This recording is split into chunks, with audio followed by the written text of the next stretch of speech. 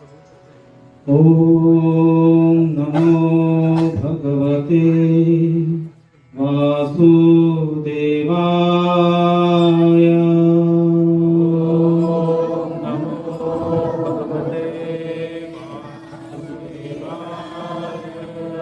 ओम नमो भगवते वासुदेवाय। ओम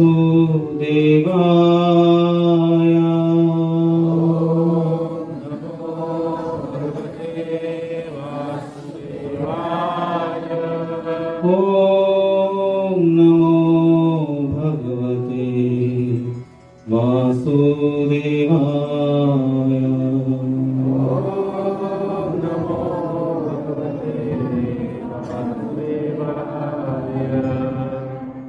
हरे कृष्ण। आजच्या या रविवारच्या सत्संग कार्यक्रमामध्ये उपस्थित सर्व भक्तवृंदांचं हार्दिक स्वागत आहे। आजचा आपला विषय आहे, जसं तुम्ही पाहत आहात, हनुमान चरित्र। काल हनुमान प्राकट्य दिवस होता। जयंती म्हणता येत नाही, कारण की जे मृत्यूसागरात बुडालेले आहेत, जन्म जन्मांतर मृत्यूच्या फेरेमध्ये आहे, अडकलेले आहेत, त्यांची जयंती होतात। आता हनुमानजी अजरामर आहेत, तर त्यांचा प्राकट्य दिवस जो होता काल, तर त्या निमित्तानं आज आपण हनुमान चरित्र या विषयावर चर्चा करण्याचा प्रयत्न केला आहे। तर फार सुंदर श्लोक आहे, म्हणण्याचा प्रयत्न करा। अतुलित बलधामं हेमशैलाभदेहं धनुजवन कृशानं ज्ञानिनाम् अग्रगण्यं सकल गुण निधानं वानरणाधीशं रघुपति प्रिय भक्तं मात जातं नमामि। मैं अतुल बलधाम को नमन करता हूँ। सोने के पहाड़ जैसा सुडौल शरीर वाला व्यक्ति जो ज्ञान के रूप में दानव रूपी जंगल को नष्ट कर देता है, सभी गुणों की संपदा वानर स्वामी श्री रघुनाथ जी के प्रिय भक्त पवन पुत्र श्री हनुमान जी को मैं प्रणाम करता हूँ। तो श्री हनुमान जी कोण आहेत? तर भक्त अग्रगण्य त्यांना म्हणण्यात आलेलं आहे की भक्तांमध्ये सर्वात अग्रस्थानी असणारे, कारण हनुमान जी एक असे भक्त आहेत जे केवळ श्रीरामांचं नाम स्मरण करत नाही, तर त्यांचे कामही करतात। श्री रामचंद्र के कार्य सवारे, तर प्रभू रामचंद्रांचे सर्व कार्य पार करणारे कोण आहेत? तर हनुमंत आहेत। भक्त आहेत ते भगवंताकडे जातात आपले काम पूर्ण करण्यासाठी, माझे हे कार्य पूर्ण होऊ दे, ते कार्य पूर्ण होऊ दे। परंतु हनुमानजी असे भक्त आहेत की प्रभू रामचंद्र त्यांना सांगतात की तू माझे हे कार्य पूर्ण कर, म्हणून ते रामचंद्र के काज सवारे। तर आपण पाहतो की दोन प्रकारचे भक्त आहेत। भक्त एक जे भगवानला भजतात, पहिले प्रथम श्रेणीचे भक्त कोण आहेत? जे भगवंतांना भजत असतात। आणि दुसरे भक्त आहेत ते आहेत ज्यांना भगवंत भजतात। तर एकदा नारद मुनींनी विचारलं श्री रामचंद्रांना की तुमचे प्रिय भक्त कोण आहेत? म्हणजे भरपूर आहेत, ज्यांच्या माझे भक्त आहेत, ते पाहू जरा नाव। आणि त्यांना उत्सुकता होती कोण आहेत अग्रस्थानवर, प्रथम स्थानवर कोण आहेत? आणि म्हणून म्हणजे की दाखव प्रभू रामचंद्र ही एवढी मोठी लिस्ट आहे। नारद मुनींना काय पहिलं नाव पाहायचं, त्यामुळे त्यांनी बाकी काय पाहिलं नाही, प्रथम स्थानी पाहिलं कोण आहे, तर तिथं हनुमंतांचं नाव नाही। त्यांना खूप हृदयामध्ये दुःख झालं आणि ते हनुमंतांना जाऊन म्हणाले की मी विचारलं की अग्रगण्य कोण आहे भक्तांमध्ये, सर्व प्रिय रघुनाथांना कोण आहेत? आणि त्यांनी मला एक लिस्ट दिली आणि त्यामध्ये हनुमंता तुमचं नाव नाही। हे ऐकल्यानंतर हनुमंतांना हे फार दुःख वाटलं की प्रभू माझ्या सेवेमध्ये काय कमतरता आहे। मग ते प्रभू रामचंद्राकडे जातात आणि म्हणतात की हे राम, की माझ्याकडून काय चुकलं असलं तर क्षमा करावी। मी तुमचा भक्त नाही का? मी तुमचा सेवक नाही का? मी तुमचा दास नाही? पण असं कोण म्हणाल तू? म्हणजे ते सगळे वृत्तांत सांगतात की असं असं घडलं। श्रीरामचंद्र स्मित हास्य करतात आणि छोटीशी डायरी काढतात आणि ते म्हणतात की हे पहा, हे ते भक्त आहे ज्यांना मी भजतो. आणि त्यामध्ये प्रथम नाव कोणाचं होतं तर श्री हनुमान. म्हणून ज्या वेळेला प्रभू रामचंद्र अयोध्यावरून माघारी येतात लंकेवरून रावणाचा वध केल्यानंतर आणि भरताला भेटत आहे आणि ज्या वेळेला विषय देतो श्री हनुमानजीचा, त्यावेळेला ते सांगतात की हे भरत हा जो हनुमान आहे ना मला फार प्रिय आहे. किती प्रिय आहे ते म्हणतात भरत भाई कपीसे उरीन हम नाही, की हे जे ऋण आहेत त्याच्यापासून मी कधीच उरीन होऊ शकत नाही. एवढे त्याचे उपकार आहेत त्याचे माझ्यावरती, एवढं त्यांनी त्याचं सांगितलं. भरत भाई कपीसे उरीन हम नाही, सो योजन मर्याद समुद्र पार कियो छन नाही. 100 योजन समुद्र होता, फक्त त्यांना सांगितलं आणि एका क्षणामध्ये त्यांनी तो पार केला. एक उदी गयो छन माही लंका जारी सिया सुदलाई, पण कर्म नाही मन माही. एवढं सर्व केलं परंतु ते कधी म्हणाले नाहीत की हे मी केलं. गर्व नाही मन माही. शक्तिबान लग्यो लक्ष्मण को हाहाकार मचो रण में. ज्या वेळेला शक्तिबान लागला लक्ष्मणला तर कुणाला काय सुधरत नव्हतं, काय करायचं, कसं काय लक्ष्मणाला वाचायचं. प्रभू तर एकदम व्याकुळ झाले होते प्रभू रामचंद्र की मी आता काय करायचं. आणि असं सांगतात की लक्ष्मणला शक्तिबान ज्या वेळेला लागला त्या वेळेला लंकेवरून हिमालयाला जायचं अंतर जवळजवळ 5000 किलोमीटर आणि वेळ केवळ 2 तासाचा. तर हनुमानजी किती तीव्र गतीने ओढाले असते. आणि या प्रवासाच्या दरम्यान त्यांना काल नेहमी राक्षसाचा वध केला, भरताला भेटून भरताची समजूत घातलेली आहे आणि शोधले माहित नाही की कोणती जडीबुटी आहे त्याच्या जी घेऊन यायचे. आणि म्हणून त्यांनी धोलागिरी घेतलेला आहे हातामध्ये. धोलागिरी कर घरी लायो भोर न होणे पाय, की सकाळ पहाटे 4च्या आत 5च्या आत त्यांनी ते औषध उपलब्ध करून द्यायचे होते. आज्ञा भंग कभी नाही कियो जहां पठाय वहां. कधीही माझी आज्ञाचा कधी भंग केला नाही. जिथं पाठवल तिथं गेला, जे सांगल ते गेलं. तुलसीदास पवन सुत महिमा प्रभू निज मुख गाय. की प्रभू स्वतः गात आहेत. तुलसीदास गोसाई काय म्हणतात की इथे महिमाचं वर्णन करत आहे की कसे आहे. म्हणतात तुम्हारे भजन राम को प्यारे जन्म जन्म के दुख विसराय. तर प्रभू रामचंद्रांचे हा एवढे प्रिय आहेत श्री हनुमानजी की त्यांचे भजन जे करतो त्याचे सर्व दुःख नष्ट होऊन जातात. हनुमानजीची कथा आपण श्रवण करायला बसलेलो आहोत. तर एक सुंदर त्यांचं भजन येतं, त्याच्यामध्ये तुलसीदास हे फार सुंदर वर्णन करतात. ते आपण म्हणूया आणि नंतर मग आपण आपल्या या कथेला सुरुवात करूया. सुंदर भजन आहे म्हणण्याचा प्रयत्न करू. मंगल मूर्ती मारुत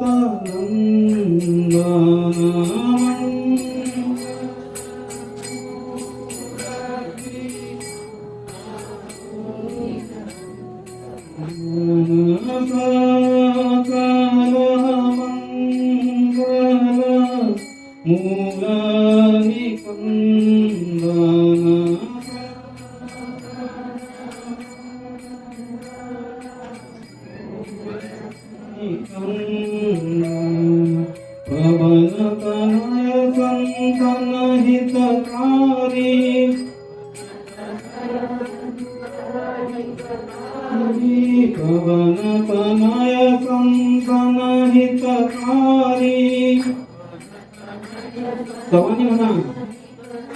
हृदय विराजता वद बिहारी, हृदय विराजता वद बिहारी.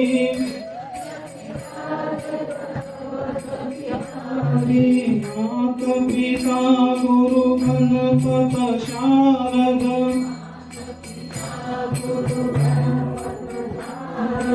मात पिता गुरु गणपत शारद.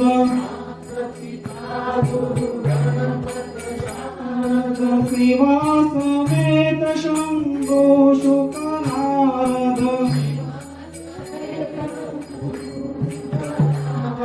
शिवा समेत शंभो शुक नारद.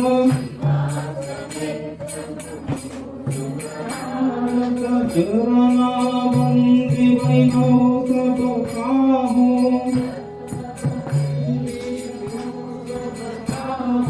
शरणा बंदी बिनो सब काहू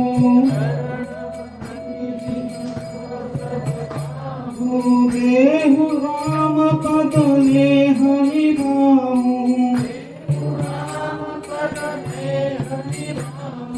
देहु राम पद ने हरि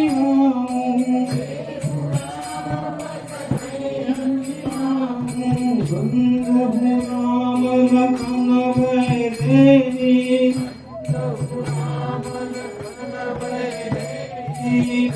बंधु राम लखन भय देहि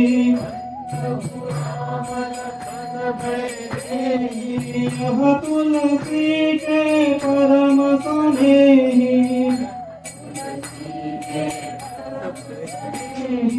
यह तुलसी के परम स्नेही मंगल मूर्ति मारुति नंदना सकल अमंगल मूल निकंदन सकल अमंगल मूल निकंदन सकल अमंगल मूल निकंदन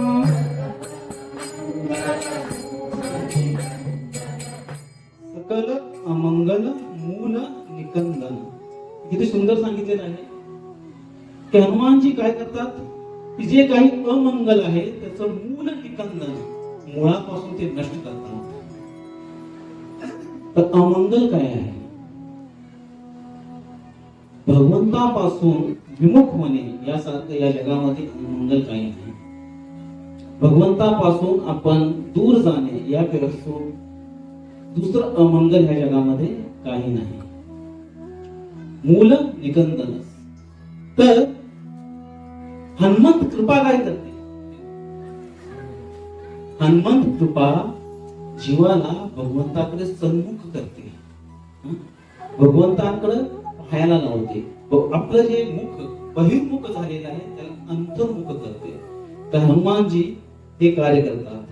म्हणून म्हणतात तुम उपकार सुग्रीव कीना राम मिलायो राजपद दीना तुम्हारे मंत्र विभीषण माना लंकेश्वर भयो सब जग जाना.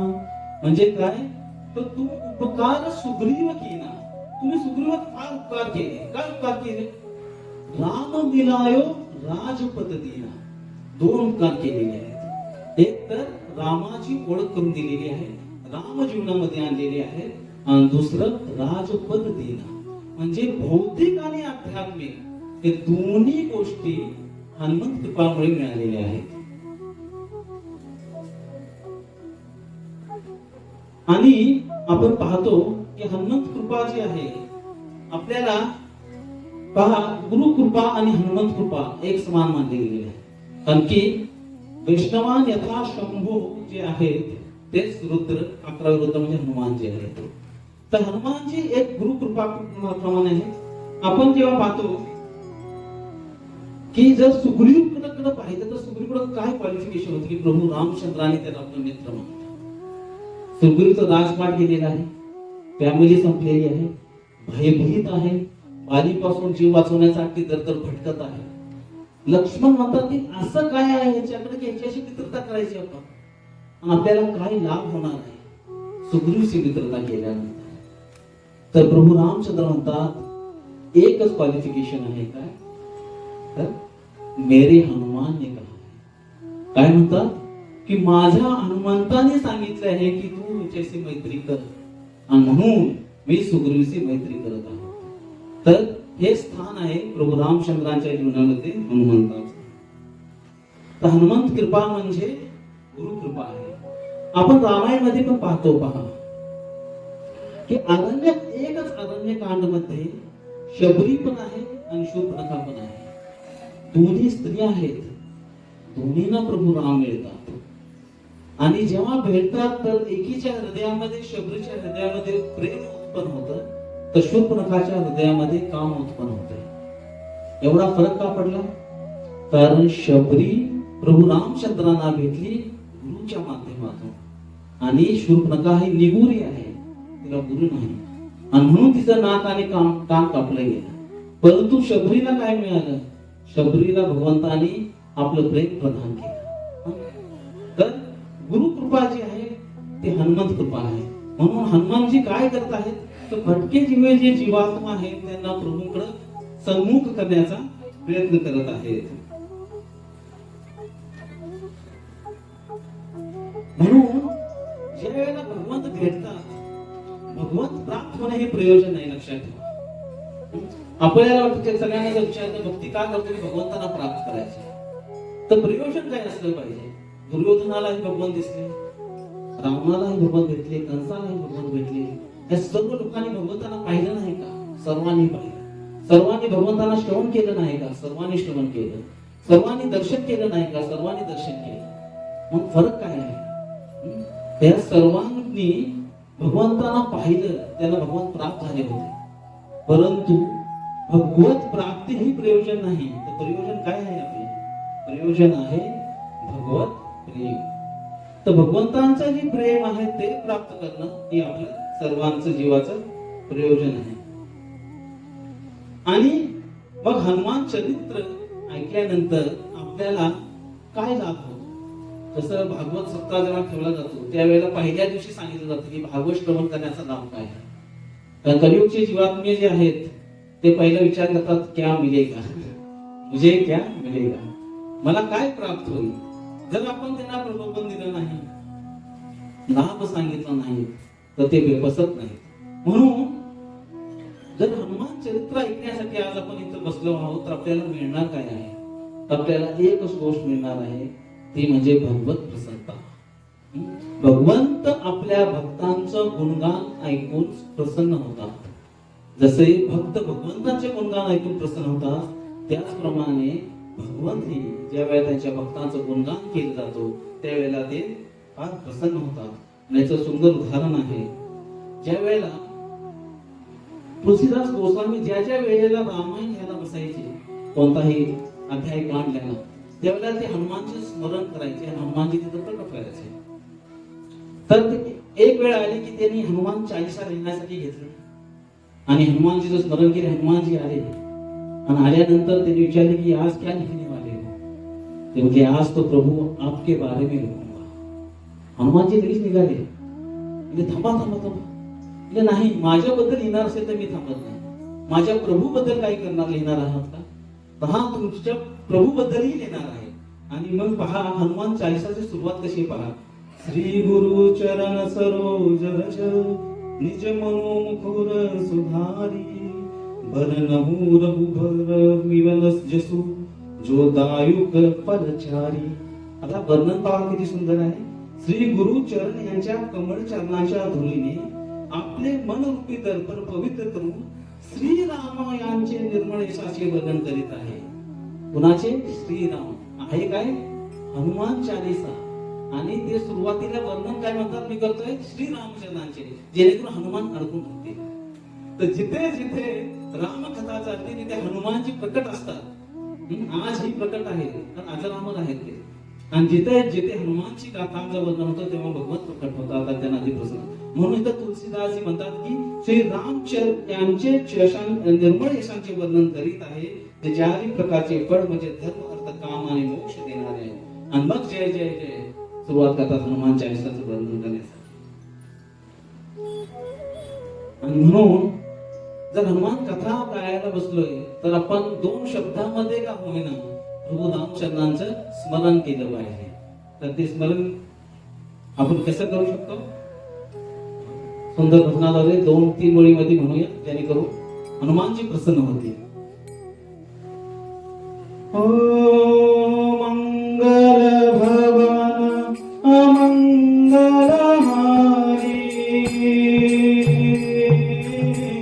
नरभूषण दशरथ अचर बिहारी राम सिया राम सिया राम जय जय राम। बोला सिया राम जय जय राम। राम सिया राम जय जय राम। राम सिया राम जय जय राम।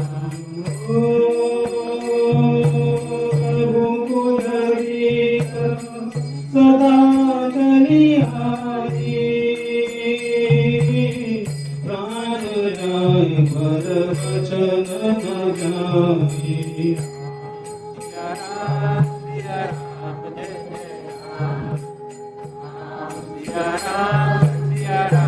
जय जय राम।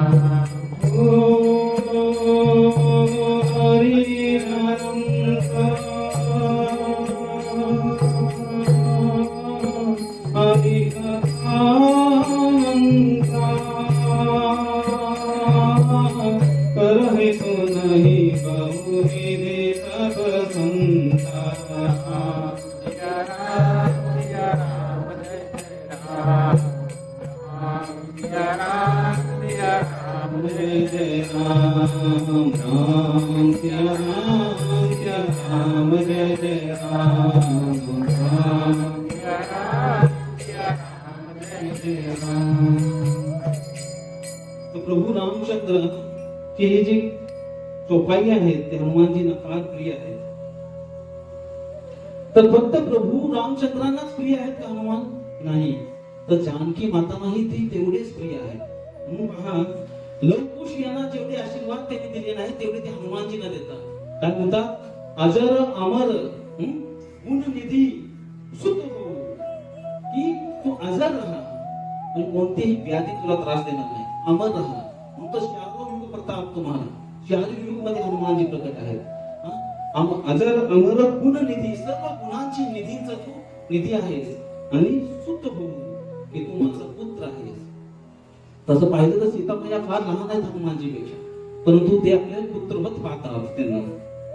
आणि पुढे म्हणतात बहुत करहू रघुनाथ छोऊ, की तू रघुनाथांचा खूप लाड प्रेम मिळवून तुला अत्यंत प्रेम मिळवून तर एवढा आशीर्वाद दिले. म्हणून तो म्हणतात अष्टसिद्धी नवनिधी के दाता अस्वर दीन जानकी माता. तरी कुणी दिलेले आहे वरदान? अस्वर दीन. कोण देतात? जानकी माता. तर सीता मैया भरभरून आशीर्वाद देतात हनुमानजींना. राम द्वारे तुम रखवारे.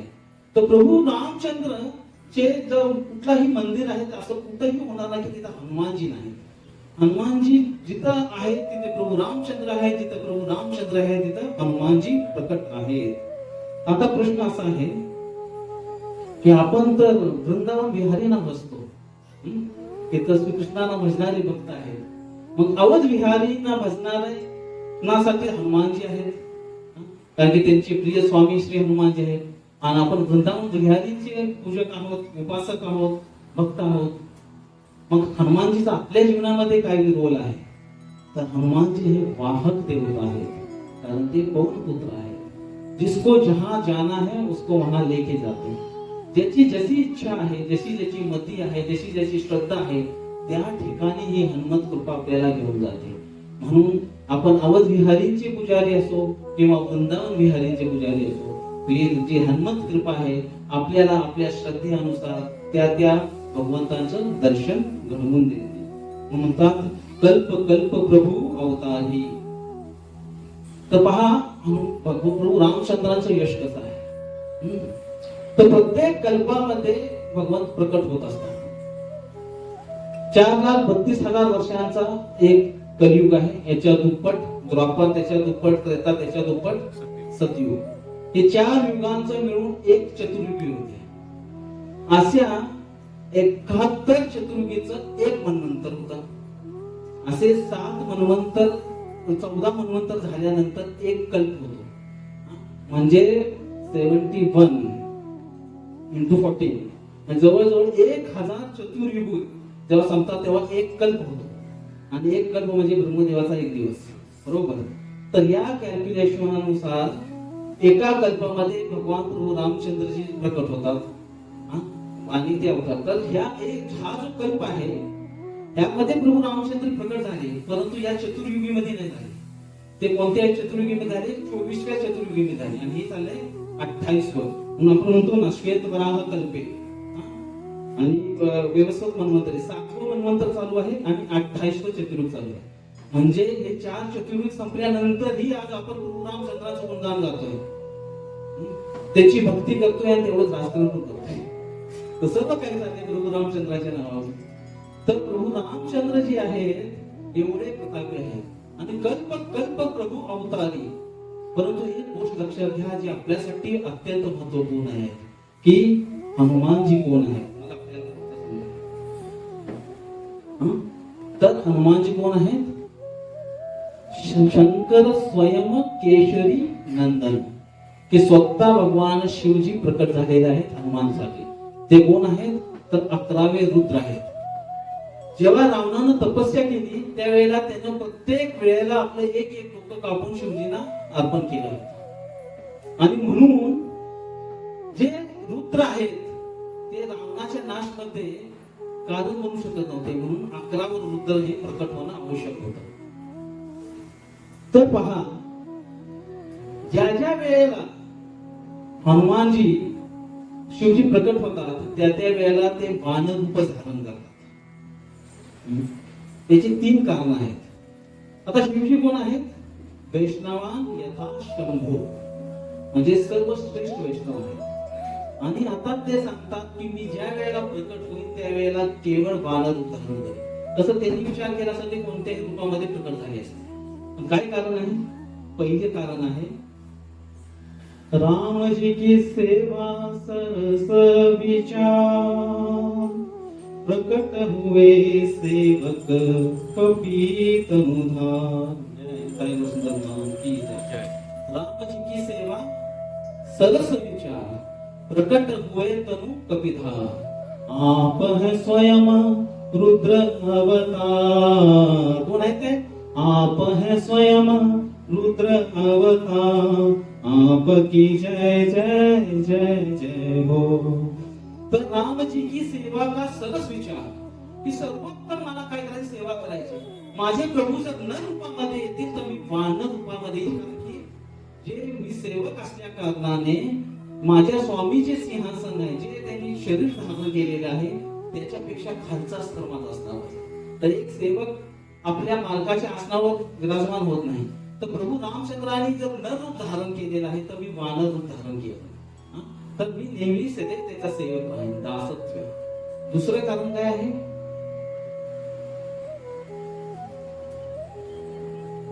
दुसरं कारण हे आहे की मला माझ्यासाठी कमी वेळ आणि प्रभूसाठी माझ्या जास्त वेळ. तर वानर शरीरामध्ये सूचीसाठी जास्त महत्व नाही. नाही तो ठीक, न नाही तो ठीक, खाया तो ठीक, न खाया तो ठीक. कुठल्या झाडावर बसलं, केळ एखादं खाल्लं तर संपला विषय. आंघोळ केली नाही केली काय फरक पडत नाही. म्हणजे कोणत्याही कारणास्तव मला माझ्या शरीरासाठी वेळ द्यायची आवश्यकता नाही. माझा संपूर्ण वेळ कोणासाठी नाही? प्रभूंच्या सेवेसाठी नाही. आणि दुसरं, माझ्या प्रभूंना माझीही काळजी नको माझ्या योगक्षेमची, की माझ्या भक्तांना हे पुरवलं पाहिजे, तो उपासी असेल त्याला घर दिलं पाहिजे, त्याला हे दिलं पाहिजे. नाही, माझ्या प्रभूंना सेवक स्वामी संबंध ना बिघडे. हनुमानजी ह्याचा नेहमी विचार करतात. ज्या वेळेला सेवक या स्वामीमध्ये लेन देण सुरुवात होती की स्वामी मी तुमचं करतोय आणि तुम्ही मला देणं, त्याला नोकरी म्हणतात. बरोबर, मुझे क्या मिलेगा. तरी तर सेवक स्वामी संबंधामध्ये केवळ सेवेचा विचार आहे. आणि म्हणून ते दुसरं कारण आहे की ते वानर रूप धारण करतात. आणि तिसरं कारण काय आहे? तिसरं कारण हे आहे की ज्या वेळेला विशेष सर्वाच्या 3 मुली, म्हणजे मालनीबाईला 3 मुली होत्या, बरोबर, 3 पत्नी होत्या, कन्या होत्या. तर कैकशी पासून रावण झाला, त्यानंतर माया जी होती तिच्यापासून कुंभकर्ण, त्रिशरा आणि शूर्पणखा झाली. आणि सुभक्षा ही वैष्णवी होती, तिच्यापासून विभीषण आणि त्रिजटा झाली. तर ही अशी यांची गोतावळ असेल. तर हे तिघ जेव्हा प्रकट झाले त्यावेळेला त्यांनी विचार केला की आपण तप करायचं, तपस्या करायला सुरुवात केली. तिघांनी भरपूर तपस्या केली, रावण, कुंभकर्ण, विभीषण. आणि बरमदेही भगवान प्रकट झाले. रावणानं सांगितलं की मला अजरामर व्हायचंय. ब्रह्मदेव म्हणजे मी स्वतः नाही, तुला कसं करणार. तर रावणाला हम काहू के मरे ना मारे, म्हणजे ऐसा तो नाही हो सकता. तर ते म्हणले मग वानर म्हणून जात तोही वारे. मग ठीक आहे, वानर आणि मनुष्य जात तोही वारे ह्यांना सोडून मी सगळ्यांना मारला जातो. का? कारण की मनुष्य आणि वानराला आम्ही नाश्त्यामध्ये खाऊन टाकतो, तर बाकीची काय आवश्यकता नाही, हे काय मला मारणार. म्हणून ते म्हणजे माणूस वानर तुम्ही यांना सोडून मग मला कोणी मारलं. तर म्हणून भगवंताला सहाय्य करण्यासाठी, प्रभू रामचंद्रांना सहाय्य करण्यासाठी शिवजी जे आहे ते वानर रूपामध्ये प्रकट होतात. परंतु मूळ कारण हेच आहे की त्यांना प्रभू रामचंद्रांची सेवा करायची आणि निरंतर सेवा करायची.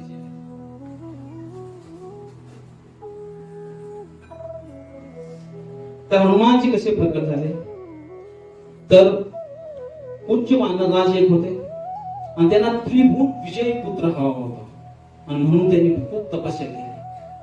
आणि तपस्याच्या अंती जसं तपस्याद्वारे भगवान बांधले जातात, तर भगवान शिवजी प्रकट झाले आणि त्यांनी सांगितलं की मला त्रिभुवन विजयी पुत्र पाहिजे. आणि शिवजी म्हणाले हा योग तर तुझ्या नशिबात नाही, परंतु त्रिभुवन वंदनीय तुला मुलगी होईल, आणि त्या त्रिभुवन वंदनीय मुलीच्या पोटी तुला त्रिभुवन विजयी पुत्र प्राप्त होईल. आणि हीच मुलगी ती जी अंजना माता. आणि हे अंजना देवीचं नंतर वानरराज केशरी यांच्याशी विवाह होतो. आणि विवाह झाल्यानंतर दोघंही एकत्र आलेले आहेत. आणि आता ते विचार करतात की आपल्या दोघांची एकच इच्छा आहे की असा पुत्र हवे की जो सर्व जगाचा कल्याण करेल. असा पुत्र व्हावा, असा गुंडा, त्याचा त्रिलोकी झेंडा. त्यांनी विचार केलेला आहे, पण एवढं सहज आहे का? नाही. मग त्यांनी काही सण फिक्स केलं की आपण एक तपस्या करायची, तपो दिव्यम, की मनुष्याचे जीवन जे आहे ते तपस्येद्वारेच दिव्य होतं.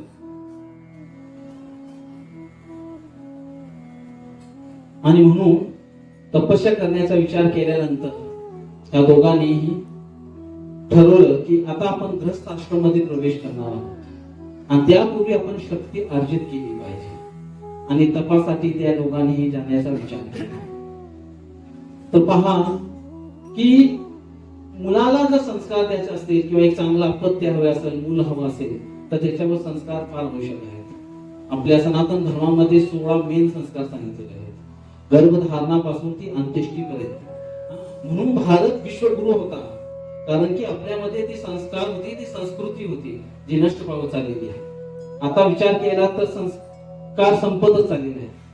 बळजबरीनं नामकरण संस्कार केला जातो, ना इलाजास्पद विवाह संस्कार केला जातो. आता तर लिव्ह इन रिलेशनशिप आहे, आणि लोक बोलते म्हणून अंत्येष्टी केलं तर करोना काळात ते पण झालं.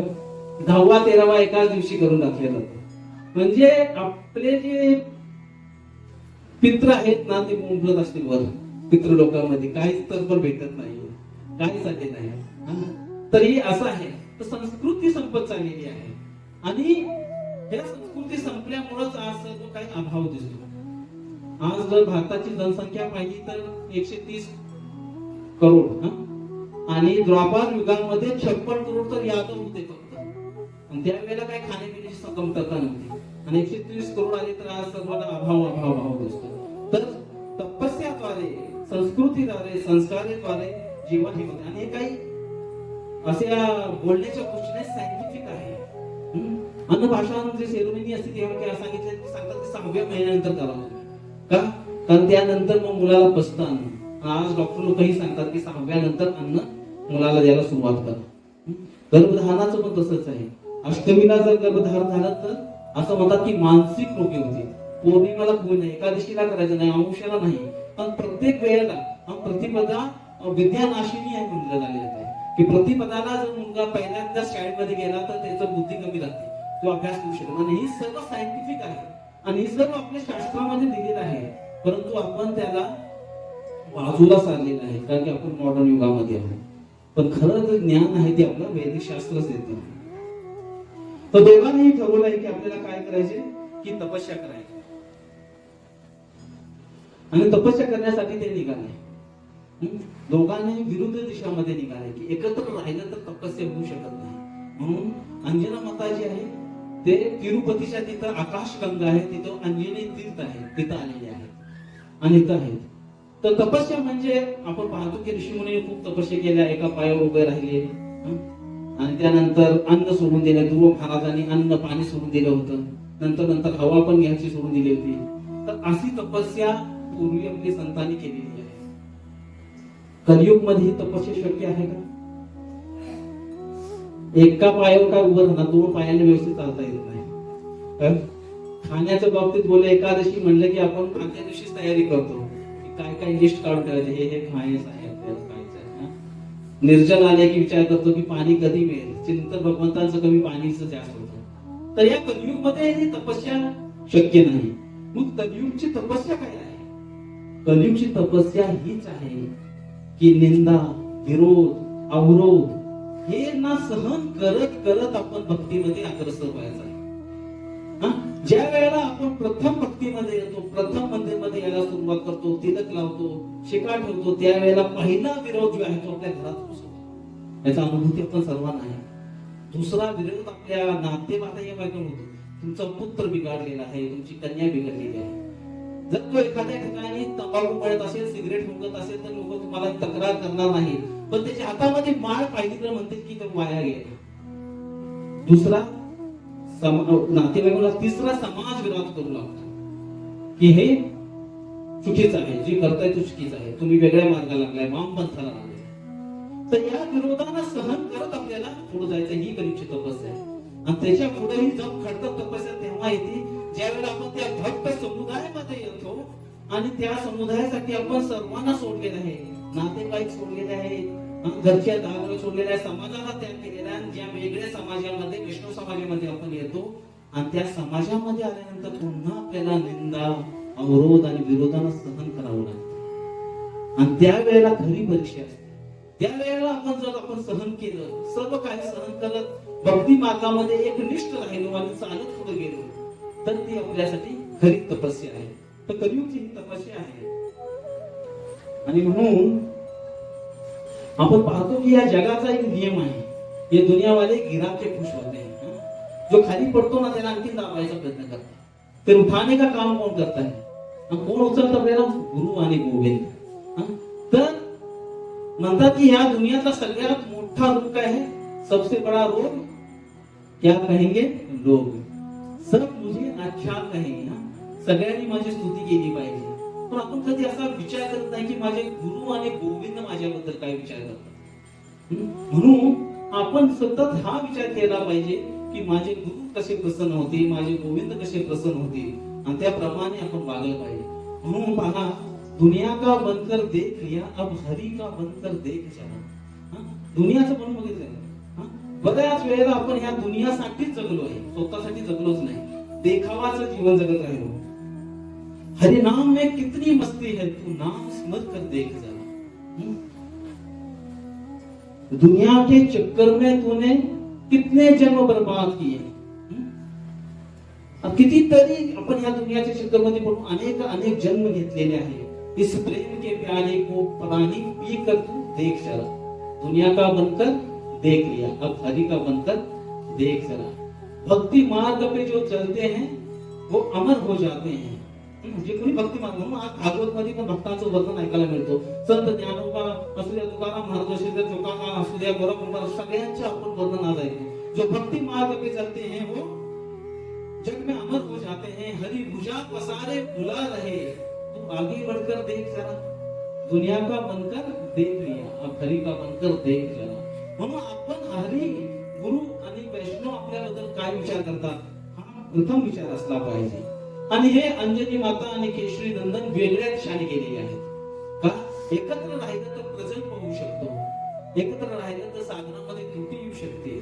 आणि म्हणून अंजना माता आणि केशरी जे राज आहेत ते वेगवेगळ्या दिशांमध्ये गेलेले आहेत. एक ही क्षण त्यांना आता माया घालवायचं नाही. कबीर महाराज सांगतात, कहता हूं कह जात हूं, कहां बजाऊं ढोल. एक श्वास जो खाली जात है, तीनों लोक का मोल. कहता हूं कह जात हूं, सांगतो तुम्हाला की एक श्वास जरी हरी चिंतना वाचून गेला तर तीन लोक का मोल, तिन्ही लोक देव सुद्धा तुम्हाला पुन्हा तो श्वास मागायला मिळणार नाही. म्हणून या जगामध्ये आपल्यावर कृपेची काही कमतरता नाही. असं म्हणू शकत नाही की माझ्यावर कृपा झाली नाही, मला भेटत नाही. आपल्याला सत्संग दिलेला आहे, ग्रंथ दिले, संत दिले, तीर्थ दिले, भारत वर्षामध्ये जन्म दिला, सनातन धर्मामध्ये जन्म दिलेला, काय कमी केलेलं आहे? एवढा मोठा सत्संग दिलेला आहे, काय कमतरता केली? भगवंताकडून आपल्याला देण्यामध्ये काही कमतरता नाही, सर्व काय दिलेलं आहे. कमतरता एकच आहे की आपल्याकडून आपल्याला काय मिळालं. आता तर फक्त आशीर्वाद घ्यायचे तर आपलाच हात आपण आपल्या डोक्यावर ठेवला पाहिजे की बाबा तू कर. आता भगवंताने सर्व दिलेलं आहे, सर्व सोयी सुख सुविधा दिलेली आहे, सर्व काही दिलेले आहे. आणि प्रभुपादांच्या कृपेमुळे आज जगाच्या कान्या कोपऱ्यामध्ये ही भक्ती पोचलेली आहे. तर ही भक्ती आपल्याला मिळालेली आहे, सर्व काही मिळालेलं आहे. म्हणून एकही क्षण माया गेला नाही पाहिजे. केशरी माता आणि अंजना, केशरी राज आणि अंजनाने ठरवलं की आपल्याला एक क्षण माया घालवायचं नाही. त्यांनी भक्तीला सुरुवात केलेली आहे. आणि सुरुवात केल्यानंतर अंजना माता जेव्हा आकाश गंगाच्या तिथे येतात, पंचाक्षरी मंत्राला सुरुवात करतात, ओम नमः शिवायचं जप करत आहेत. पण माहित नाही की जप कसा करायचा, माहित नाही तपस्या कशी करायची. आणि त्यावेळेला तिथं सप्तऋषी येतात. सप्तऋषी आल्यानंतर पाहतात की एक युवती आहे जी तपस्या करत आहे. आणि ते तिला विचारतात की तू काय करत आहे? तर ती सांगते, प्रयोजन मला त्रिभुवन जे असा पुत्र हवा आहे जे त्रिभुवन वंदनीय असेल. ते कोणता जप करता? कुणी नाम दिलं? आणि ते नाम तर कुणी दिलं नाही. आणि जप ओम नमः शिवायचा मी करते. मी तसं नसतं. मंत्र हा नेहमी गुरुमुखी असतो, मनमुखी नाही. तर तुम्ही हा मंत्र गुरुकडून धारण केला पाहिजे. म्हणजे की तुम्हीच माझे गुरु आहात. आणि त्यावेळेला वशिष्ठजीने तिच्या कानामध्ये पंचाक्षरी मंत्र आणि आणखीन एक गोष्ट केली. काय केली? तर ज्या वेळेला समुद्र मंथन लीला झाली होती त्यावेळेला भगवंतांनी मोहिनी अवतार धारण केला होता. आणि मग सर्व काय झाल्यानंतर देवी देवताकडून शिवजी ऐकतात की मोहिनी अवतार खूप सुंदर होता. अरे मी पाहिला नाही, भगवंताचे सर्व अवतार मी पाहिले पण मोहिनी पाहिला नाही. ठीक आहे, मी जातो. शिवजी येतात कैलाशवरून वैकुंठात आणि भगवंतांना म्हणतात, भगवंता मला तुमचा मोहिनी अवतार पाहिजे. आता धावू दे. नाही नाही पाहिजे. नाही नाही नको भाऊ, ते काही विशिष्ट लिहिण्यासाठी झालं होतं, आता काय पाहण्याची गरज नाही. का? बहुत खतरनाक अवतार आहे. खतरनाक का? की लोक पाहून संयम सोडून देतात, एवढा तो मोहित करणारा अवतार आहे. मी तर धीर आहे म्हणतात, मला पाहायचं आहे. खूप समजवतात पण ऐकत नाही शिवजी. आणि नंतर म्हणतात ठीक आहे, तुला मी एखाद्या दिवशी प्रकट करेन. आणि शिवजी कैलासाच्या मार्गावर असतात आणि मागेमध्ये मोहिनी रूप प्रकट होतं भगवंताचं. आणि भागवत मध्ये फार सुंदर वर्णन आहे, आपण इथं करणार नाही. आणि ते एका बॉलला चेंडूला घेऊन खेळत आहे. शिवजी पाहतात, एवढं आकर्षित होतात, एवढं इथे सौंदर्य पाहून मोहिनी रूपाचं की त्या मोहिनी रूपाच्या पाठीमागे धावू लागतात. जे धीर आहेत ते अधीर होतात, एवढंच ही मोहिनी रूप आकर्षक होतं. आणि त्यावेळेला शिवजी पळत जातात तिच्या पाठीमागे आणि तिला पकडण्याचा प्रयत्न करत असतात. त्यावेळेला शिव तेज स्खलित होतं. आणि तेच शिव तेज स्खलित होतं ते वशिष्ठ ऋषी आपल्या कमंडल मध्ये धारण करतात. आणि असं सांगितलंय भागवत मध्ये की जिथे तिथे ठेम पडले तिथे हिऱ्या मोती माणिकाच्या खाणी तयार झाल्या. ते भगवंताची एक दिव्य लीला आहे. आणि आता ज्या वेळेला अंजना माताच्या कानामध्ये हा पंचाक्षरी मंत्र ही फुकणार आहे, त्यावेळेला वशिष्ठ ऋषी अंजना माताच्या कानामध्ये हे जे शिव तेज आहे तेही फुंकतात. आणि अशा प्रकारे अंजना माताच्या शरीरामध्ये शिवतेज समाविष्ट होतं. आणि तपस्याद्वारे मग आता कोण प्रकट झालेला आहे? भगवंत येतात. भगवंत आल्यानंतर म्हणतात, वरम देही, काय हवंय तुला? पहा, जर भगवंत आपल्या समोर आले आणि त्यांनी विचारलं वरम देही, तर आपल्याला माहित पाहिजे आपल्याला काय मागायचं आहे. रूपात एक सुंदर स्टोरी सांगायची. एक म्हातारी होते आणि फार मोठं ओझं घेऊन चाललेली होती. आणि ओझं घेऊन चालत असताना ते ओझं खाली पडतं. पडल्यानंतर म्हणते, हे भगवंता कृपा कर. आणि एवढे व्याकुळतेने बोलवते की भगवंत प्रकट होतात. भगवंत प्रकट होल्यानंतर भगवंत विचारतात की काय हवंय तुला? आणि ज्या वेळेला असा प्रश्न विचारला जातो की काय हवं आहे तुला, त्यावेळेला ती म्हातारी काय म्हणती पहा.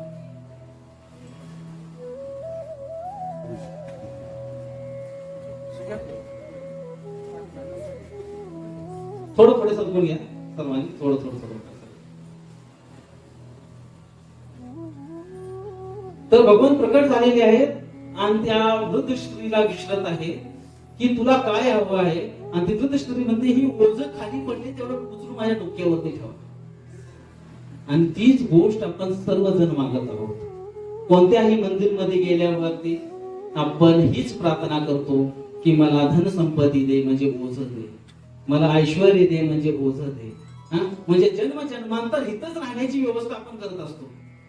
जसं ही माता म्हणून परम ते ही जेव्हा भगवंत विचारते तेव्हा काय मागायचे आहे हे आपल्याला माहित पाहिजे. म्हणून भगवंताकडूनच मागितलं पाहिजे. तर काय मागायचे, भगवंताकडे मागितलं पाहिजे. तर आता अंजना माता एक दिवशी अंजनी पर्वतवर सकाळी सकाळी आंघोळ करून तिथं आलेली असतात आणि तिथं पवनदेव प्रकट होतात. पवनदेव प्रकट झाल्यानंतर ते त्याचे चरण स्पर्श करतात आणि आशीर्वाद घेतात. आणि त्यावेळेला अंजना माता म्हणतात की पवनदेव आपने मुझे सविकार स्पर्श किया. आणि ते म्हणतात पवनदेव नाही नाही माते त्राही मामा की मला तुम्ही काही शाप देऊ नका. मी तुम्हाला स्पर्श केला तो सविकार तुम्हाला कारण वाटला, कारण तुमच्या अंगामध्ये शिव तत्व आहे. मी माझं पवन तत्व तुमच्यामध्ये आता प्रकट केलेलं आहे. तर स्त्रियांना एक विशेष शक्ती भगवंताने दिलेली आहे. स्त्रियांना समजतं की कोणी त्यांच्याकडे पाहत असेल तर त्यांच्या नजरेमध्ये काय आहे किंवा स्पर्श जर केला तर भगवंताने एक विशेष शक्ती त्यांना दिलेली आहे. तसंच अंजना माताला हे समजतं की सविकार स्पर्श केलाय.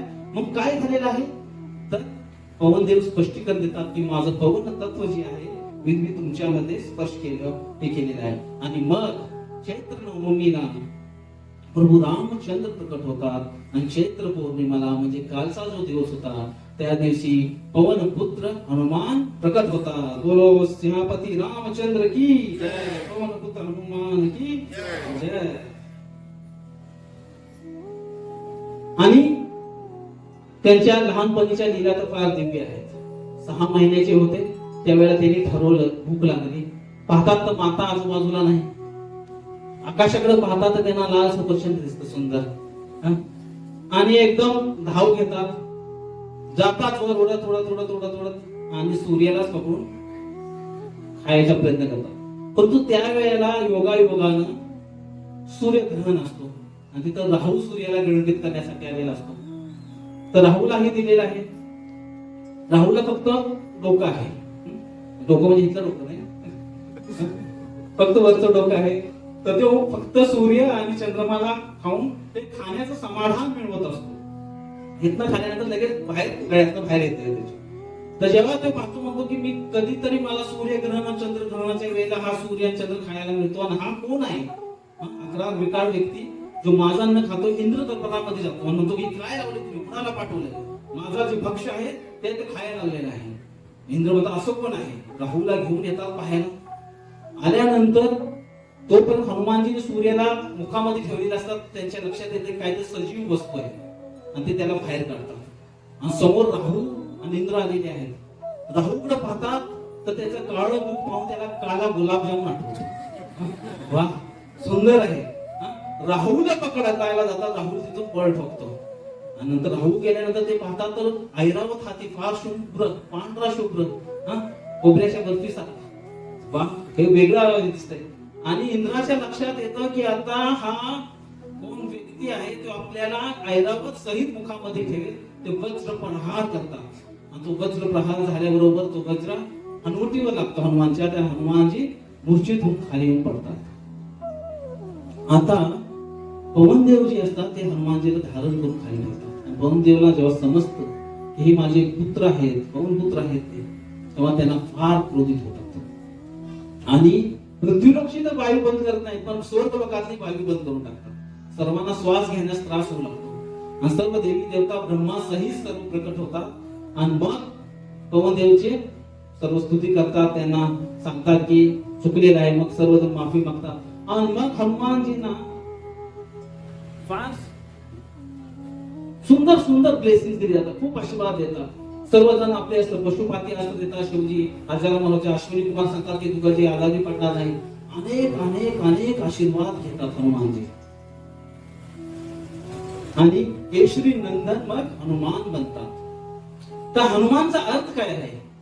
ज्याचं मान कधीही हनन होत नाही, ज्यांना आपला अभिमान सोडलेला आहे तो म्हणजे हनुमान.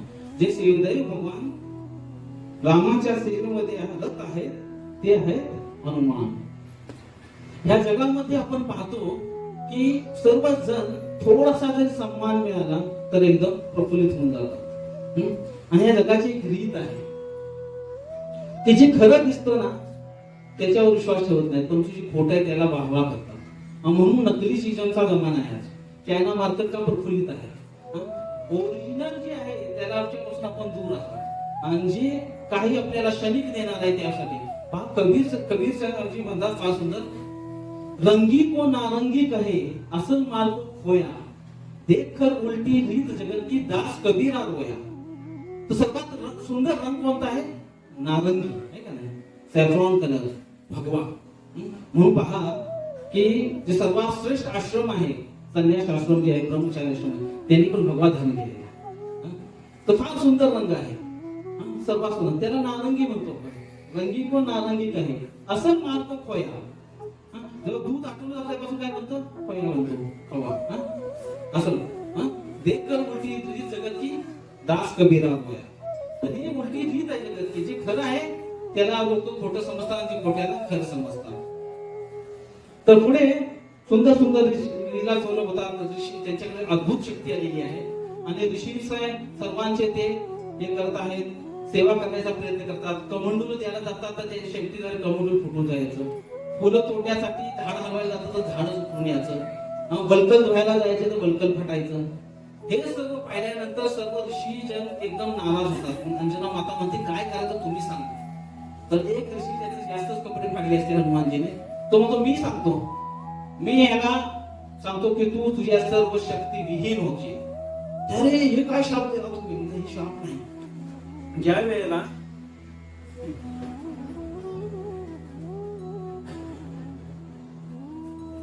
वेळेला त्याला कोणी त्याची शक्तीचं स्मरण करून देईल त्यावेळेला त्याला त्याची शक्ती पुन्हा मिळेल असं त्यांना सांगितलं जातं.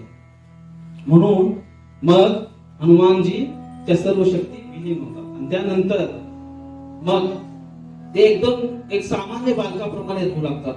माता अंजना म्हणते की अरे काहीतरी आता अभ्यास करायला पाहिजे, ज्ञानेनाम अग्रगण्य बनायचे तुला. तर ते म्हणतात मग गुरु कोण आहे? गुरु कोण शोधायचे? सर्वात पुरातन गुरु, सर्वात विद्वान गुरु मला पाहिजे.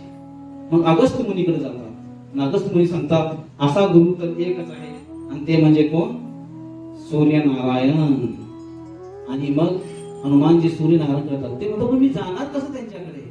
मग अंजना माता त्यांना स्मरण करून देते त्यांची वाहक शक्तीची आणि एक ते एकदम जप घेतात. आणि लहानपणी ते गेलेले होते सूर्य भगवान. इथं आल्यानंतर सूर्य भगवंतांना प्रणाम करतात. सूर्य म्हणतात अरे पुन्हा आला का काय गणपती? नाही नाही गुरुदेव, मी तुमच्याकडून विद्या ग्रहण करण्यासाठी आलेलो आहे. तर ते तर शक्य नाही, कारण की मी तर नॉन स्टॉप सेवेमध्ये आहे. हा माझा रथ कधी थांबतच नाही आणि विद्या देण्यासाठी कुठं तर विश्रांतीची आवश्यकता आहे. आणि दुसरी गोष्ट माझ्या रथावर पण मी तुला बसवलं असतं, पण त्याच्यावर पण एक थोडीशी एकच व्यक्ती बसवते तेवढी जागा आहे. हनुमानजी म्हणतात विद्या ग्रहण करायचे त्यामुळे मी तुमच्याजवळ तर बसू शकत नाही. मग कसं शिक्षण घ्यायचं? तर ते म्हणतात मी चालत चालत घेईन. आणि रथ असा चाललेला आहे, सरळ हनुमानजी उलट्या पावलानं चालत आहेत. अशा प्रकारे त्यांनी भगवान सूर्यनारायणकडून विद्या अर्जन केलं. तुलसी चरित्र जे रामायण आहे त्यामध्ये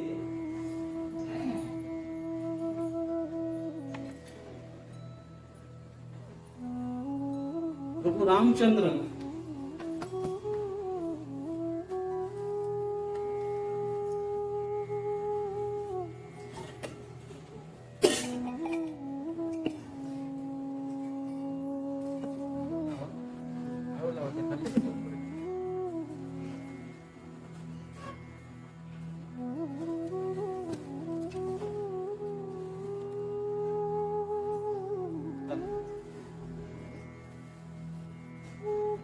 किष्किंधा कांड मध्ये प्रभू रामचंद्र आणि हनुमानजीची भेट आहे. पण कल्प प्रभू अवतारी. तर इतर रामायण मध्ये प्रभू रामचंद्रांची भेट आणि हनुमंताची लहानपणीही झालेली आहे असं दाखवण्यात आलेलं आहे. तर एकदा हनुमानजी प्रभू रामचंद्र अयोध्यामध्ये खूप रडायला लागतात. तसे रामचंद्र कधी रडत नाहीत आणि ते जर रडायला लागले तर सर्व अयोध्यातील बालकं रडायची. तर हनुमान कधी रडायचे रामचंद्रजी? त्यावेळेला रडायचे ज्या वेळेला काहीतरी अशुभ घडायचं किंवा काहीतरी अपराध घडायचा अयोध्येमध्ये. म्हणजे कोणता अपराध? ज्या वेळेला रामचंद्रजी रडायला सुरुवात करायचे त्यावेळेला वशिष्ठ ऋषींना बोलवण्यात यायचे. वशिष्ठ ऋषी ध्यान लावायचे, म्हणते अरे आज अयोध्यामध्ये हे साधू संत आले होते आणि त्यांना प्रसाद मिळाला नाही म्हणून प्रभू रामचंद्रजी रडत आहे. मग त्या साधू संतांचा शोध घेतला जायचा आणि त्यांना प्रसाद दिला जायचा. त्यानंतर सांगितलं की काय झालं, आज का रडत आहे? अरे अयोध्यामध्ये आज अशा प्राण्यांना त्रास झालेला आहे, त्या प्राणीसाठी प्रभू रामचंद्र रुदन करत आहे. मग त्या प्राण्याला शोधलं जायचं, त्याचा त्रास दूर केला जायचा. परंतु आज हनुमानजी आज रामचंद्रजी रुदन करत आहे तर थांबतच नाही, रडायचे काही कमीच होत नाही. आणि म्हणून वशिष्ठजींना बोलवण्यात येतात आणि त्यांना विचारलं जातं की श्री रामचंद्र का रडताय पहा. आणि ते ध्यान लावताना सांगतात की आज ते म्हणत आहेत मुझे बंदर चाहिए लंबी पूंछ वाला, की मला वानर पाहिजे, याची शेपटी फार लांब आहे. अनेक बंदर आणून दिले जातात त्यांना, सगळ्यांना नाकारत असतात, नको नको नको. कोणता बंदर पाहिजे? त्यांना सांगतात वशिष्ठ ऋषी की ऋषीमुख पर्वतवरती एक बंदर राहतो आणि त्याचं नाव हनुमान आहे. आणि मग सैनिक तिकडे जातात. सैनिक गेल्यानंतर हनुमान कोण आहे विचारता सगळेजण दाखवतात आहे आणि तिथं पाहतात तर हनुमानजी ही प्रभू रामचंद्रासाठी रडत आहे आणि हे राम राम राम रामचं नाम जपत आहे. सूरदास जी म्हणतात जिन आंखों से नीर बहा करता है उन आंखों में श्याम रहा करता है, की ज्या डोळ्यातून अश्रू भगवंतासाठी येतात त्याच हृदयामध्ये भगवंत विराजमान असतात. तर इथं हनुमान जे रुदन करत आहेत, मंत्री म्हणतात की चला अयोध्याला चला. ते म्हणतात नाही, प्रभू रामचंद्रांना भेटण्याची संधी आहे पण ते एकटे जात नाहीत, कारण त्यांना माहित आहे भगवंतांना भेटायचं तर गुरु हवा. आणि म्हणून ते शिवजीचं स्मरण करतात. आणि शिवजी तर नेहमीच भगवंतांच्या दिव्य लीला पाहण्यास उत्सुक असतात. शिवजी येतात आणि त्यांनी एक मदारीचं रूप धारण केलेलं आहे आणि या वानराला घेऊन शिवजी मदारी बनवून अयोध्यामध्ये प्रवेश करतात. प्रवेश केल्यानंतर राजभवनामध्ये हे सुंदर वानराला पाहिल्यानंतर ते छोटे छोटे चारी भाऊ अति प्रसन्न होतात आणि त्याच्यावर खेळायला लागतात. वानर वेगवेगळ्या करामती दाखवत असतो आणि सर्वजण टाळ्या वाजवत असतात. आणि नंतर विनंती केली जाते की हे वानर आम्हालाच द्या, इथंच ठेवा. मादारी म्हणतात अरे अरे याला सांभाळणं फार कठीण आहे, सोडलं तर काय होईल, ते पळून जाईल. म्हणतात नाही. मग लक्ष्मणच्या हातामध्ये दोरी दिली जाते आणि लक्ष्मण ती दोरी घेऊन वानराला प्रभू रामचंद्राकडे येतात आणि प्रभू रामचंद्र प्रथम काय करतात तर त्याच्या गळ्यातली ती दोरी तोडून टाकतात. आणि शिवजी म्हणतात जे मदारीच्या रूपामध्ये आहेत ते अगदी योग्य झालं का, कारण जो कोणी प्रभू रामचंद्रांची शरण ग्रहण केलेली आहे तो कोणत्याही बंधनात राहू शकत नाही. तर प्रभू पहिल्यांदा काय करतात, त्याचं बंधन तोडून टाकतात. त्याचं बंधन त्याला मुक्त केलेलं आहे. आणि नंतर प्रभू रामचंद्र यांच्या सुंदर सुंदर लीलांची सुरुवात होते. रोज नित्य नेमाने ही चारी भावंड हनुमानच्या बरोबर खेळत राहायची. अनेक प्रकारचे भोग आणून द्यायचे. परत जायची सुमित्रा मैयाकडे, कौशला मैयाकडे, काही काही संदेश द्या, केळी द्या, सफरचंद द्या, वेगवेगळे फळं आणून त्याला देत आहे. पण वानर काय ग्रहणच करत नाही. सर्वांना दुःख व्हायला की अरे आम्ही एवढं खाऊ याला पण ही काय खात का नाही. मग पुन्हा वशिष्ठ ऋषींना बोलवण्यात येतं. वशिष्ठ ऋषी आल्यानंतर म्हणतात की काय आहे बघू. प्रभू भरत एक सफरचंद घेतात आणि हनुमानजीला देतात. हनुमानजी ते खात नाही तर ते इकडे द्या. आता प्रभू रामचंद्रांना द्या, त्याला सांगा तुम्ही तुमचं मुख लावा. आणि ज्या वेळेला हनुमानजी ते श्रीरामजी ते चाकतात आणि हनुमानला दिलं जातं लगेच हनुमान खातात. याचा अर्थ काय आहे? याचा अर्थ आहे की हनुमानजी राम प्रसाद सेवन करतात. आपण सामान्य भक्त पण प्रसाद ग्रहण करतो तर ते भक्तामध्ये अग्रगण्य आहेत. मग ते कसं काही डायरेक्ट भोग करतील तर त्यांनाही भोग आपण दाखवला पाहिजे प्रभू रामचंद्रांना आहे. अनेक सुंदर लीला झाल्यानंतर आता विद्याध्ययनाचा समय येतो. प्रभू रामचंद्र 5 वर्षाचे झालेले, ते म्हणतात हनुमानजी आता तुम्ही जावा. हे जावा शब्द ऐकल्याबरोबरच हनुमानजीचं हृदय भरून येतं की प्रभू मी तुम्हाला तुम्हारे चरणों में आकर भी क्या जाना होता है. तुम्हाला तुमच्याकडे आल्यानंतर कसं काही मी जाऊ शकतो. म्हणजे नाही, जायला लागेल. कारण की आता एक वेगळा लीलाचा अध्याय सुरू होणार आहे. किती दिवसासाठी आणि मी कधी येऊ तुम्हाला भेटायला. तर तू नाही यायचा आता मी स्वतः तुला भेटायला येईल. आणि मग म्हणतात ते कसं होणार. आणि अत्यंत जड हृदय, कारण की आज्ञा भंग कबू नाही की हो. प्रभूची रामचंद्रांची आज्ञाचं उल्लंघन हनुमंताने कधीच केलेलं नव्हतं. आणि म्हणून अत्यंत जड अंतःकरणाने हनुमानजी प्रभू रामचंद्राच्या विरहामध्ये निघून जातात. आणि माहित नाही की आता कधी भेट होणार. दिवस रात्र रुदन करत आहेत. प्रभू रामचंद्रांच्या विरहामध्ये ते तिथं तडफडत होते. आणि त्यावेळेला मग केशरी माता पाहती म्हणते की हनुमान असं राहिलं तर कसं होणार. आणि म्हणून ते त्यांना सांगतात की तुम्ही एक काम करा. काय काम करा. केशरी नंदनला सांगते की ह्याला कोणत्या तरी सेवेमध्ये नियुक्त करा. मग केशरी राज येतात आणि म्हणतात की माझे मित्र आहेत वाली आणि सुग्रीव आणि ह्यांचे फार मोठा समूह आहे वानरांचा. प्रभू रामचंद्र एक दिवशी राज्य होणार आहेत. तर तुला आतापासून त्याचा सेवक व्हायचा आहे ना, तर तुला माहित पाहिजे की राज्य कारभार कसं चालवायचा.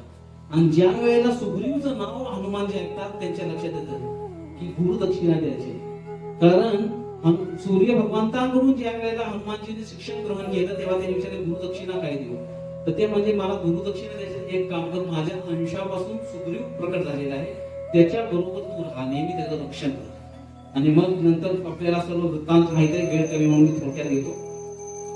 सर्व जय श्री सीताय सुंदर भगवान की जय. आपल्याला सर्व वृत्तांत माहिती की कशा प्रकारे मतभेद होता वाली आणि सुग्रीव मध्ये. आणि त्यानंतर प्रभू रामचंद्र सीता हरण होतं आणि प्रभू रामचंद्र मनामध्ये भटकत असतात, सीता मैयाचा शोध घेत असतात. आणि त्यावेळेला सुग्रीव पाहतो की 2 वनवासी पुरुष आपल्या दिशेने येत आहेत. आणि सुग्रीवला नेहमी बालीचं भय असायचं. आणि त्यामुळे ते विचारतात की हा 2 युवक कोण आहेत, त्याचा शोध घेऊन ये. आणि म्हणून सुग्रीवजी हनुमानजींना पाठवतात श्री रामचंद्र आणि लक्ष्मणांकडे. हनुमानजीने एक ब्राह्मणाचा वेश धारण केलेला आहे आणि ते तिथे येतात. आता बराच मोठा काळ गेलेला आहे. निघून छोट बालक असताना भेटले होते, आता मोठे झालेले आहेत. किष्किंधा काळमध्ये प्रवेश केलेला आहे. आणि इथं आल्यानंतर हनुमानजी त्यांना त्यांचा परिचय विचारत आहे.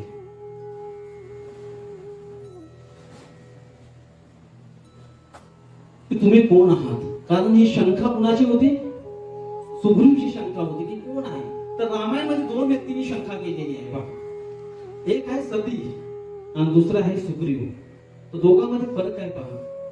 सतीनं शंका काय घेतली, ज्या वेळेला प्रभू रामचंद्र विलाप करत भटकत होते वनामध्ये, तेव्हा सती म्हणती शिवजींना की हे कोण आहेत. ते म्हणतात हे माझे आराध्य प्रभू रामचंद्र आहेत. प्रभू रामचंद्र आणि अशा प्रकारे मानवाप्रमाणे विलाप करत आहेत. नाही नाही मला विश्वास बसत नाही. तर नाही तेच आहेत. शिवजी कोण आहेत. गुरुच्या भूमिकेत आहेत. आणि सती हा विचार करते गुरुची आज्ञाचं उल्लंघन करत आहे.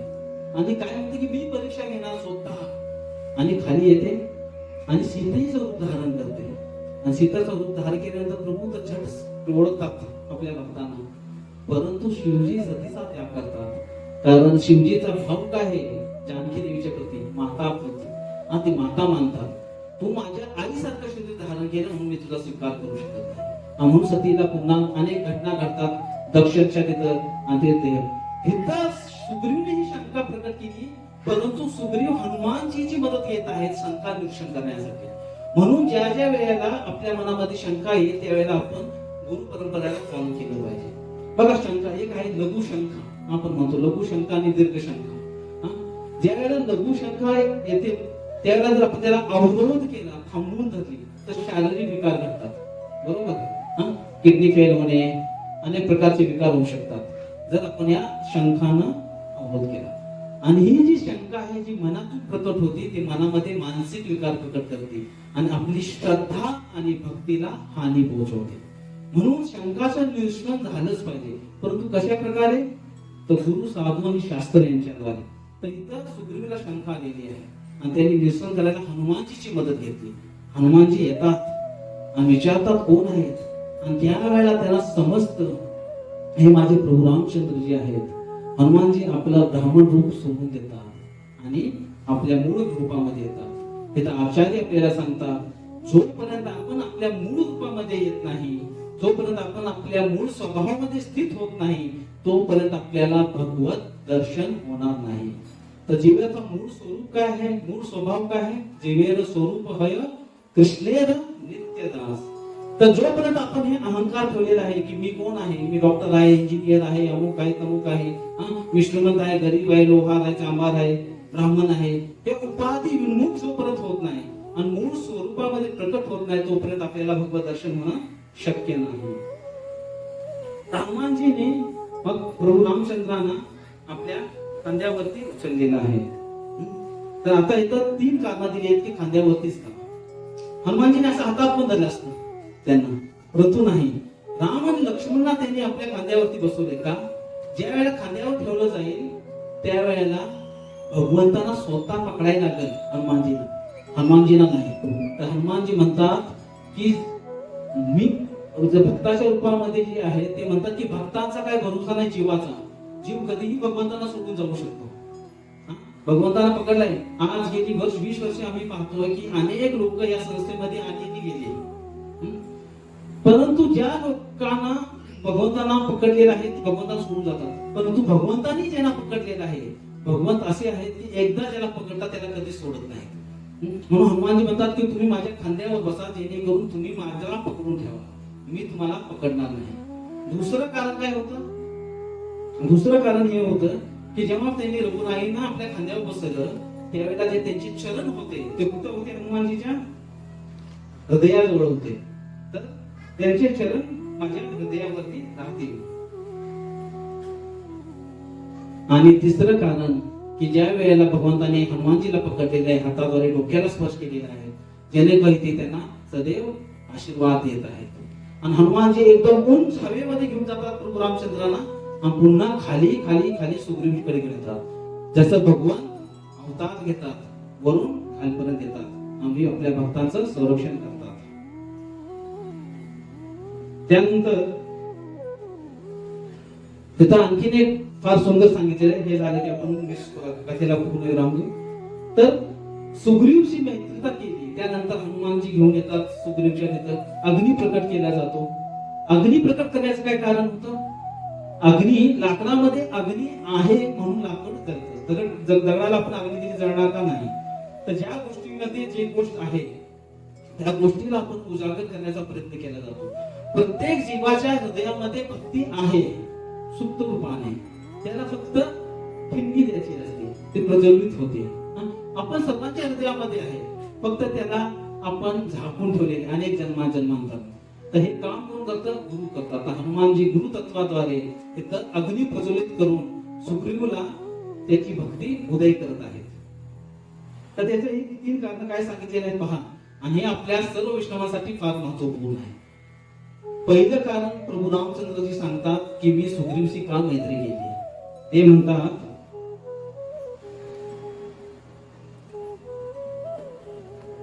पंपा सरहु जाओ रघुराई, तहा होई सुग्रीव मिलाई. शबरी सांगते, काय सांगते शबरी? की पंपा सरोवरवरती तुम्ही जावा आणि तिथं तुम्हाला सुग्रीव भेटते. सुग्रीव संपत आलेला आहे, प्रवचन संपलाय, वेळी संपलेलं. शेवटचे 2 मुद्दे घेतो. तर पंपा सरोवरवरती तुम्ही जावा आणि तिथं तुम्हाला कोण भेटेल? रघुनाथजी भेटतील. दुसरं सांगतात की हनुमान सांगितलं आहे नाथ सैल पर कपी रहित सो सुग्रीव दास तप आहेत. की नाथ सैलवर एक कपी आहेत, त्याचं नाव काय आहे? सुग्रीव आहे. आणि तिसरं कारण सांगतात की ज्या वेळेला रावण सीता हरण करून निघाली त्यावेळेला त्यांनी सीतेने काय केलं होतं? स्वतःची जे ज्वेलरी होती ती वरून टाकली होती. म्हणजे काहीतरी या सुग्रीवमध्ये माझ्या जानकीनं चांगलं पाहिलं असणार आहे. तर शबरीनं सांगितलं, हनुमानजीनं सांगितलं की मी त्यांचं माझं रिलेशन आहे, माझं नातं आहे त्याच्याशी, आणि सीतामायानं काहीतरी तिच्या गुण पाहिलं. या 3 गोष्टी पाहिल्यामुळे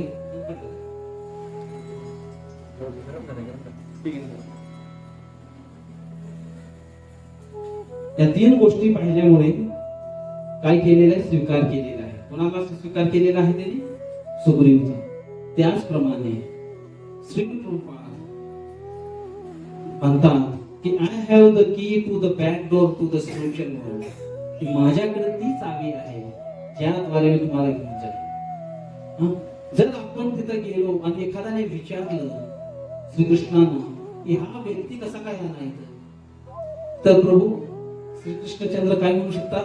मेरे अभय ने कहा है, मेरे प्रभुपाद ने कहा है. ज्याप्रमाणे प्रभू रामचंद्र त्या प्रत्येक व्यक्तीचा स्वीकार करतात ज्यांना हनुमान रिकमेंडेड करतात, त्याचप्रमाणे आपल्या गुरु श्री प्रभुपाद, आपले आचार्य ज्या वेळेला आपल्याला सांगतात आपले काही योग्यता नाही, काही गुणवत्ता नाही, पण ते जर सांगितलं, त्यांनी जर सांगितलं की हा यांनी सांगितलेलं आहे, तर ते मग आपला स्वीकार करतात. जसं कृपादाना विचारलं होतं की काय आमच्यात क्वालिफिकेशन आहे, गुणवत्ता, की आम्ही या भक्तीमध्ये, कृपादाने अत्यंत गंभीर स्वरूपाने निर्भीडपणे सांगितलं, यू हॅव नो क्वालिफिकेशन, तुमच्यात काहीही योग्यता नाही, परंतु मी तुम्हाला योग्य बनवतो. आणि जरी तुम्ही योग्य नाही बनला तर याला सोडू नका, टिके राहा, या संस्थेमध्ये राहा.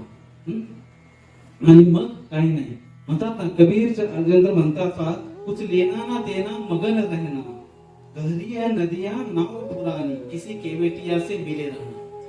की ह्या जगाशी काय घेणं देणं ठेवू नका. ही गहरिया नदिया नाव पुरानी, नदी फार अत्यंत खोल आहे आणि आपली जी नाव आहे ना ही पुराणी झालेली, जीर्ण झालेली आहे. कहत कबीरा सुनो भय साधो, सद्गुरु चरण लिपट राहणार. की आपण फक्त गुरुच्या चरणांचा आश्रय सोडायचा नाही, बाकी काही होते. ही संस्था सोडायची नाही, बाकी काही होते. साधना सोडायची नाही, बाकी काही होते. नामस्मरण सोडायचं नाही, बाकी काही होते. या 4-5 गोष्टींना आपण जर धरून ठेवलं, संघात राहिलो, संघामध्येही विरोध होणार, अवरोध होणार, निंदा होणार, सर्व होणार, फक्त त्या संघाचा त्याग करायचा नाही. कुछ देना ना देना मग न राहणार. त्याप्रमाणे जर आपण राहिलो आणि सद्गुरूच्या चरणांचा आश्रय आपण जर सोडला नाही, तर एक दिवस असा निश्चित येईल की आपण भगवताला प्राप्त करू. आणि खऱ्या अर्थानं हीच हनुमंत कृपा आहे. हनुमानजी हेच दाखवण्यासाठी ते अजरा अमर आहेत, ते 4 युगामध्ये प्रकट आहेत. हनुमंताच्या चरणी आपण हीच प्रार्थना करू शकतो की तुम्ही आम्हाला अशी बुद्धी द्या, कारण ते ज्ञानीनाम अग्रगण्य पण आहे, जेणेकरून आम्ही वैष्णवांच्या संघामध्ये सदैव राहू. अशी बुद्धी द्या जेणेकरून आमच्या मुखातून सदैव नामस्मरण होत राहील. अशी बुद्धी आम्हाला द्या की सदैव आम्हाला तुमचं स्मरण होत राहील आणि शेवटच्या श्वासापर्यंत तुम्हाला आम्ही कधीही विसरू नये. तर ही जी कृपा आपण प्राप्त करणार आहे ती आहे खरी हनुमंत कृपा. आणि ही आपण जर कृपा घेतली तर निश्चितपणे आपण याच जन्मामध्ये शेवटचा दिवस गोड करू शकतो. बोलो सिंहापती रामचंद्र की, पवन पुत्र हनुमान की. तर थोडं फास्ट घ्यायला लागलं कारण की वेळ कमी आहे. कोणाचा काही प्रश्न असला तर नंतर तुम्ही विचारू शकता, कारण की आता वेळ फारच कमी आहे. फार फार धन्यवाद.